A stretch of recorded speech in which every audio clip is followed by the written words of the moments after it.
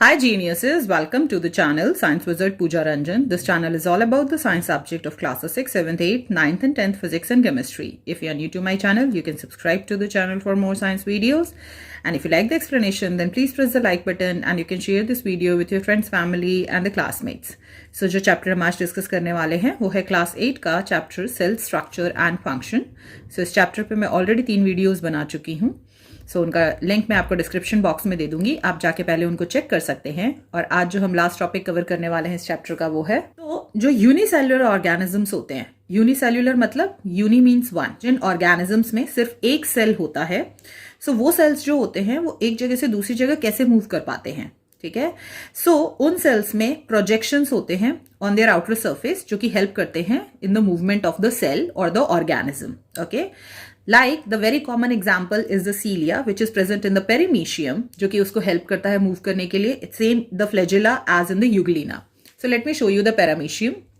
So as you are seeing here in the perimecium, ये outermost surface है उसका और उसके बाहर ये जो hair like structure आपको दिख रहा है, ठीक है, इसी को हम projection कहते हैं और यही projections को हम cilia कहते हैं और यही cilia help करते हैं perimecium को to move from one place to another.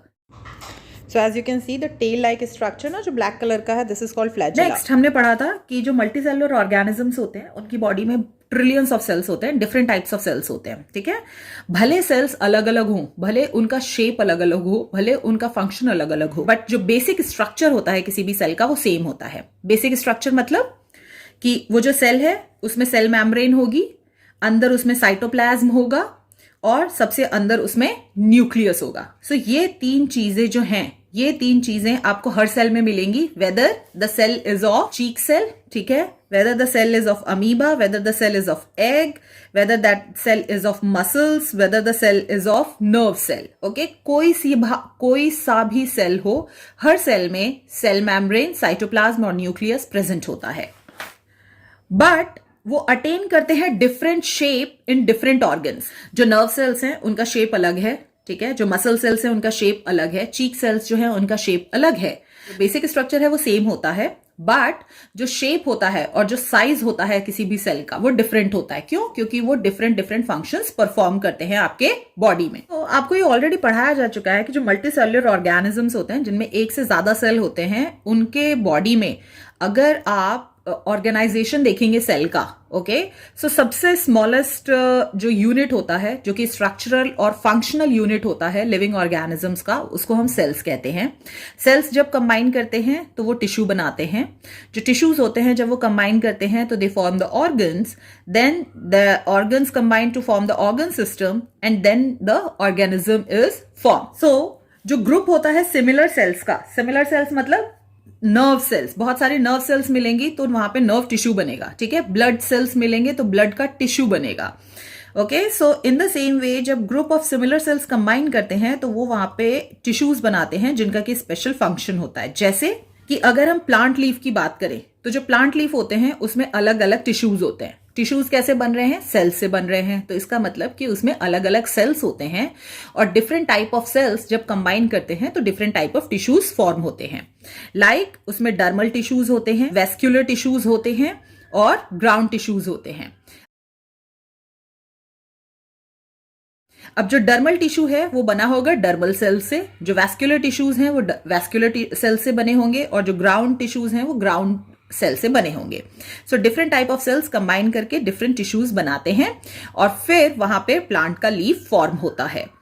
So different type of tissues जब कंबाइन करते हैं तो ऑर्गन बनाते हैं और वही ऑर्गन जब कंबाइन करते हैं तो ऑर्गन सिस्टम बनाते हैं. लाइक अगर आप एक किसी ऑर्गन सिस्टम की बात करते हो अपने बॉडी में, जैसे डाइजेस्टिव सिस्टम.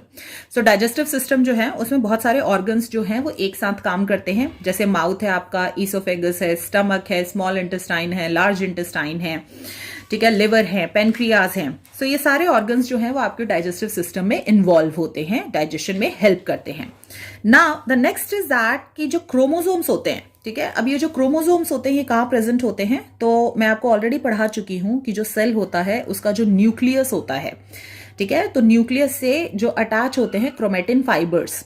ओके. और जब सेल डिवाइड हो रहा होता है ना तो वही क्रोमेटिन फाइबर्स जो होते हैं वो रिबन लाइक स्ट्रक्चर में कन्वर्ट हो जाते हैं जिसको कि हम क्रोमोसोम्स कहते हैं.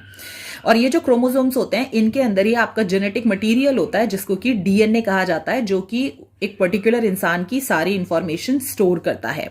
सो एक इंसान का डीएनए दूसरे इंसान के डीएनए से कभी भी मैच नहीं कर सकता क्योंकि हर किसी का डीएनए यूनिक है। सो क्रोमोसोम जो होता है न्यूक्लियस में वो अकर करता है इन द मैचिंग पेयर, ठीक है। तो अब आपके जो न्यूक्लियस है, आपका जो सेल है, हर सेल में जो क्रोमोसोम्स हैं वो प्रेजेंट होते हैं और क्रोमोसोम्स जो होते हैं वो पेयर में एग्जिस्ट करते हैं। सो एक सेल में आपके 23 पेयर्स ऑफ क्रोमोसोम जो होते हैं किसी भी नॉर्मल ह्यूमन सेल में मिलते हैं, ठीक है। तो हर सेल में आपके 23 पेयर्स ऑफ क्रोमोसोम्स प्रेजेंट होते हैं जो कि आपका जेनेटिक इंफॉर्मेशन स्टोर करके रखते हैं इन द डीएनए। अब यहां पे ईच पेयर में एक क्रोमोसोम, जब बच्चा फॉर्म होता है तो वहां पे क्या होता है कि एक जो सेल है वो मदर का आता है, एक सेल जो होता है वो फादर का होता है। तो हमने पढ़ा हुआ था इन द रिप्रोडक्शन चैप्टर कि जो मेल होता है उसका स्पर्म सेल और जो फीमेल होता है उसका एग सेल, ठीक है। जब वो दोनों फ्यूज करते हैं तो जाइगोट बनता है। तो वो जो फीमेल का एग सेल है और जो मेल का स्पर्म सेल है, ठीक है, सो उन दोनों में भी क्रोमोसोम होंगे, ठीक है। सो जब वो फ्यूज करते हैं तो वो जो जाइगोट बनता है उसमें जो एक क्रोमोसोम होता है वो मदर का आता है, एक क्रोमोसोम जो होता है वो फादर का आता है। और इसीलिए जो बच्चा है वो कुछ चीजें उसकी मदर से मैच करती हैं और कुछ चीजें उसकी फादर से मैच करती हैं, ठीक है। और हर क्रोमोसोम जो होता है in the nucleus has 1000 of tiny genes, जो कि मैंने आपको बताया अलोंग इट्स लेंथ, ओके, जो कि ऐसा लगता है जैसे माला गूंथ दी है नेकलेस में। Let me show you. So as you can see, ये जो आपको दिख रहा है ये क्रोमोसोम है और क्रोमोसोम के अंदर ये स्ट्रक्चर प्रेजेंट होता है जिसको हम जीन कहते हैं। और ये जो आपको कलरफुल यहाँ पे ऐसा लग रहा है ना रॉड जैसे, they are called the DNA, जो कि आपका जेनेटिक इंफॉर्मेशन स्टोर करते हैं। अब होता क्या है कि वो जो 23 पेयर्स ऑफ क्रोमोसोम्स होते हैं आपके हर सेल में, ठीक है, उनमें से 23 पेयर्स में से 22 पेयर्स जो होते हैं वो ऑटोसम होते हैं, ठीक है। ऑटोसम मतलब कि वो रेस्पॉन्सिबल होते हैं for the general characteristic of the human being. General characteristic मतलब जैसे बाल किस कलर के होंगे, बालों का टेक्सचर कैसा होगा, स्किन का कलर क्या होगा, ठीक है, आपकी आंखों का कलर क्या होगा, ठीक है, आपके नोज का स्ट्रक्चर कैसा है, आई का स्ट्रक्चर कैसा है। तो ये 12 जो आपके 22 पेयर्स होते हैं उनमें ये सारी इंफॉर्मेशन स्टोर होती है। उसमें से जो एक पेयर होता है, ठीक है, जो कि मेल की बॉडी में XY होता है और फीमेल की बॉडी में XX होता है, ठीक है। तो ये 1 पेयर ऑफ क्रोमोसोम जो होते हैं ये रेस्पॉन्सिबल होते हैं for the sex of a baby, ठीक है, कि लड़का होगा या लड़की होगा। सो जनरली क्या होता है कि हर पेयर में से ये पेयर है तो इसमें से एक क्रोमोसोम इसमें से आएगा, एक क्रोमोसोम मदर के में से आएगा। तो ये जो होता है ये मेल का होता है और ये जो होता है ये फीमेल का होता है। तो एक इसमें से आता है और फिर वहां पे क्रोमोसोम फॉर्म होता है, ठीक है। सो अब मान लो अगर X और X क्रोमोसोम मिलते हैं, 2 X क्रोमोसोम जब मिलते हैं तो फीमेल पैदा होती है और X और Y क्रोमोसोम अगर मिलते हैं तो आपका मेल फॉर्म होता है वहां। सो जो सेक्स होता है बेबी का वो सिर्फ एक पेयर ऑफ क्रोमोसोम से फॉर्म होता है और बाकी के जो पेयर ऑफ क्रोमोसोम्स होते हैं वो रेस्पॉन्सिबल होते हैं for the different characteristics of the human being, like I का कलर कैसा होगा, बाल का टेक्सचर होगा कैसा, कर्ली होंगे, स्ट्रेट होंगे and all those things. Now the next is that जो सेल्स होते हैं, ठीक है, उनको भी आप डिवाइड कर सकते हैं into the eukaryotic and the prokaryotic cells. Now, what is the difference between these two type of cells?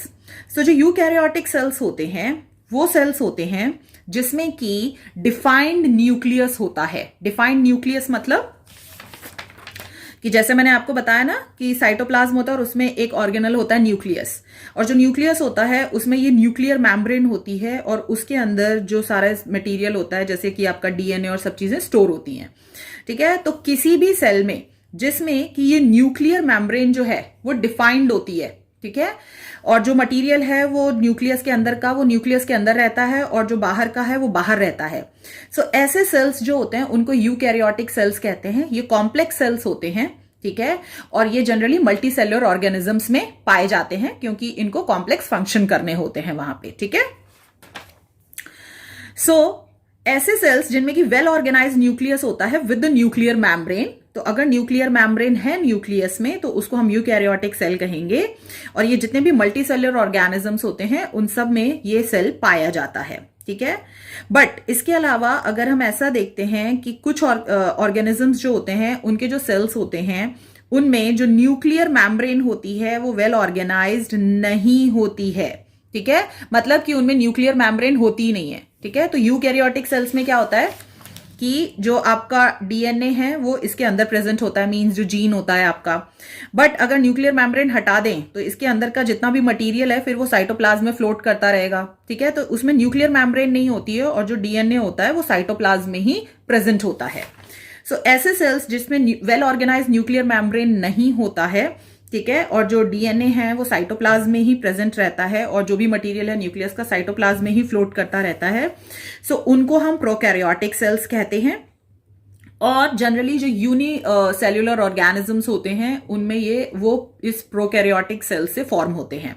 Okay, like bacteria है या फिर ब्लू ग्रीन एल्गी है, इनको हम प्रोकैरियोट्स कहते हैं। तो याद रखना, जिसमें न्यूक्लियर मेम्ब्रेन होती है उसको हम यूकैरियोटिक सेल्स कहते हैं, जिसमें न्यूक्लियर मेम्ब्रेन नहीं होती है उसको हम प्रोकैरियोटिक सेल्स कहते हैं। नेक्स्ट है, what is the difference between the plant and the animal cells. So सबसे पहला कि जो प्लांट सेल्स होते हैं वो लार्जर होते हैं देन द एनिमल सेल्स और एनिमल सेल्स स्मॉलर होते हैं प्लांट सेल्स से। As you can see that जो प्लांट सेल्स होते हैं वो बड़े होते हैं than the animal cell. What is the reason behind that? क्योंकि जो प्लांट सेल्स होते हैं ना उनमें जो वैक्यूल होता है जो कि वन ऑफ द ऑर्गेनल है जो कि स्टोर करता है फूड और वाटर, वो बहुत बड़ा होता है।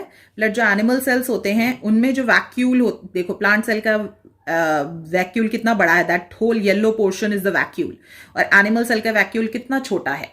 And because of this only जो प्लांट सेल्स होते हैं उनका साइज बड़ा होता है, एनिमल सेल्स का छोटा होता है। नेक्स्ट है, ये सराउंडेड होता है by the cell wall in addition to the cell membrane. और जो एनिमल सेल्स होते हैं उनमें केवल जो आउटर मेम्ब्रेन होती है वो सेल मेम्ब्रेन होती है और उसमें कोई सेल वॉल नहीं होती है। पढ़ा हुआ है कि जो एनिमल्स होते हैं ना उनके बॉडी में सपोर्ट देने के लिए और स्ट्रक्चर देने के लिए we have a skeleton. But अगर प्लांट्स की बात करें तो उनके पास ऐसा कोई स्केलेटन नहीं होता जो कि उनको सपोर्ट और स्ट्रक्चर दे सकता है। तो उनके सेल्स को सपोर्ट और स्ट्रक्चर देने के लिए वहां पे सेल वॉल भी प्रेजेंट होती है। सो आप देख सकते हो कि सेल मेम्ब्रेन तो इसमें भी है, दिस लाइन सेल मेम्ब्रेन, और सेल मेम्ब्रेन इसमें भी है। ठीक है, बट जो प्लांट सेल्स होते हैं they are also having the cell wall. Okay, तो सेल वॉल जो होती है वो सबसे पहले आती है, फिर उसके अंदर सेल मेम्ब्रेन होती है और यही सेल वॉल जो होती है उनको सपोर्ट और स्ट्रक्चर प्रोवाइड करती है। बट एनिमल सेल्स में सेल वॉल नहीं होती है because they already have a skeleton for the support and structure. Next, it usually has one और द टू लार्ज वैक्यूल्स। सो जो प्लांट्स होते हैं उनके जो वैक्यूल्स होते हैं वो ज्यादा बड़े होते हैं और जो एनिमल सेल्स होते हैं उनमें जो वैक्यूल होते हैं वो एब्सेंट होते हैं या बहुत ही छोटे होते हैं। What is the reason behind that? क्योंकि जो वैक्यूल्स होते हैं वो सैक लाइक स्ट्रक्चर होते हैं और वो स्टोर करते हैं फूड, वाटर और वेस्ट। जो प्लांट सेल्स होते हैं उनके लार्ज वैक्यूल्स होते हैं क्योंकि उनको प्लांट सेल्स में बहुत ज्यादा फूड, वाटर और वेस्ट जो होता है वो सारा का सारा वैक्यूल में ही स्टोर होता है। That's why they have a bigger vacuole as compare to the animal cells. What is the reason behind that? देखो, अगर आपको प्यास लगी है, आपको भूख लगी है, तो आप क्या कर सकते हो, आप एक जगह से दूसरी जगह इजीली मूव कर सकते हो। ठीक है, और पानी पीने का मन किया तो आपने बॉटल से पानी पी लिया, खाने का मन किया तो आपने किचन में से खाना खा लिया। But that is not the case with the plants. Plants एक जगह से दूसरी जगह मूव नहीं कर सकते हैं। ठीक है, एंड ड्यू टू दैट कोई भी प्लांट जो है वो तो बाहर है एटमॉस्फेयर में, ठीक है, और हर वेदर को उनको झेलना है। सो अब कब कौन से टाइम में कौन सा वेदर होगा और ठीक है और कौन सा सर्कमस्टेंसेस क्रिएट हो सकते हैं। सो इसलिए क्या करते हैं कि जो प्लांट्स होते हैं वो फूड, वाटर और वेस्ट जो होते हैं वो स्टोर करके रखते हैं वैक्यूल में, कि अगर ऐसी कंडीशन आती है कि उनको कुछ दिन तक ऐसा वाटर कोई पानी कोई नहीं दे रहा है तो भी वो अपने आप को जिंदा रख सकते हैं by using that material from the vacuole. But animals जो होते हैं वो कभी भी खा सकते हैं, तो इसीलिए उनका जो वैक्यूल होता है वो बहुत छोटा होता है, उनको फूड, वाटर और वेस्ट को स्टोर करने की जरूरत नहीं होती है, वो खाते हैं और अपनी बॉडी से फ्लश आउट कर देते हैं। नेक्स्ट है कि इनमें डिफरेंट काइंड ऑफ प्लास्टिड्स होते हैं जो कि उनको कलर देते हैं। जैसे आपने देखा होगा ना, फ्लावर्स जो होते हैं डिफरेंट कलर्स के होते हैं, लीव्स ग्रीन होते हैं, स्टेम्स ब्राउन होते हैं। सो वो सारा जो कलर होता है वो सब किससे आता है? प्लास्टिड से ही आता है। सो आपने एक प्लास्टिड पढ़ा हुआ है which is called the chloroplast, which is having the chlorophyll pigment inside it, जो कि लीव्स को ग्रीन कलर देता है जिससे कि वो फोटोसिंथेसिस प्रोसेस से अपना खाना बना सकती हैं। अगर एनिमल्स के पास भी ये प्लास्टिड होता तो हमें प्लांट्स को खाने की जरूरत नहीं होती, बिना खाना पकाने की भी जरूरत नहीं होती, हम भी सीधा सूरज की रोशनी से वो जो क्लोरोफिल है हमारे अंदर उससे हम अपना खाना बना सकते थे। ठीक है, बट क्योंकि हमारे पास प्लास्टिड नहीं होता तो इसीलिए हम प्लांट्स पे डिपेंडेंट होते हैं अपने खाने के लिए। नेक्स्ट, जो प्लांट्स होते हैं उनमें सेंट्रोजोम्स नहीं होते हैं और जो एनिमल्स होते हैं उनमें सेंट्रोजोम्स होते हैं। नेक्स्ट है growth and the division. Okay, so आपने ये ऑलरेडी पढ़ा हुआ है कि जैसे आप हो, अब आपके साइज को डायनासोर के साइज से कंपेयर करें, ठीक है, तो आप भी मल्टीसेल्युलर ऑर्गेनिज्म हो, डायनासोर भी मल्टीसेल्युलर ऑर्गेनिज्म है, ठीक है, तो इसका मतलब आप दोनों की बॉडी में million and trillions of cells हैं, ठीक है। बट अगर हम देखते हैं कि डायनासोर फिर इतना बड़ा क्यों दिखता है, तो दो कारण हो सकते हैं। एक कारण ये हो सकता है कि आपके बॉडी के जो सेल्स हैं उनका साइज बहुत छोटा है और डायनासोर जो हैं उनके बॉडी का सेल का साइज बहुत बड़ा है, ठीक है। सो ऐसा नहीं होता है, ठीक है। हमेशा याद रखना कि जो सेल्स होते हैं उनका साइज भले वो किसी भी ऑर्गेनिज्म में हो, साइज हमेशा सेम रहता है। साइज जो होता है ऐसा नहीं है कि बड़े ऑर्गेनिज्म में बड़ा होगा सेल्स का साइज और छोटे ऑर्गेनिज्म में छोटा होगा।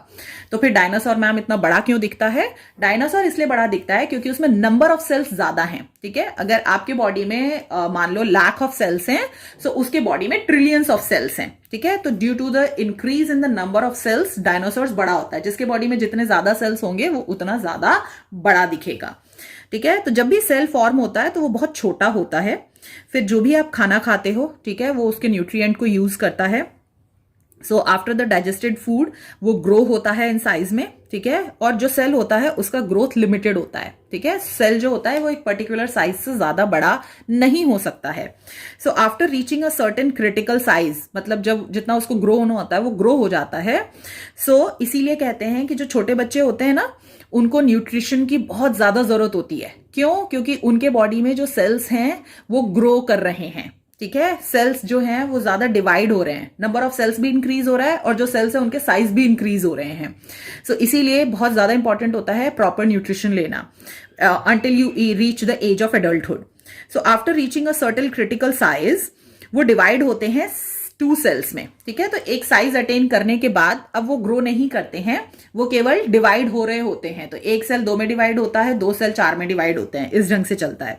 और यही जो प्रोसेस होता है जिससे कि नया सेल बनता है फ्रॉम द ओल्ड सेल, इसको हम सेल डिवीजन कहते हैं, ठीक है। और ये जो नए सेल्स बनते हैं फ्रॉम द ओल्ड सेल, तो नए सेल्स को हम डॉटर सेल कहते हैं और जो सेल जिससे वो बन रहे हैं उनको हम पेरेंट सेल कहते हैं। तो जो नया सेल है वो नीडेड होता है for the growth of an organism and to replace the cells that dies. So आपने पढ़ा है ना कि बॉडी में जो सेल्स होते हैं वो बनते हैं, मरते हैं, बनते हैं, मरते हैं। तो कैसे होता है? ये सेम होता है, ठीक है, ठीक है। कुछ सेल्स जो होते हैं आपकी बॉडी में वो डिवाइड होते रहते हैं थ्रू आउट द लाइफ।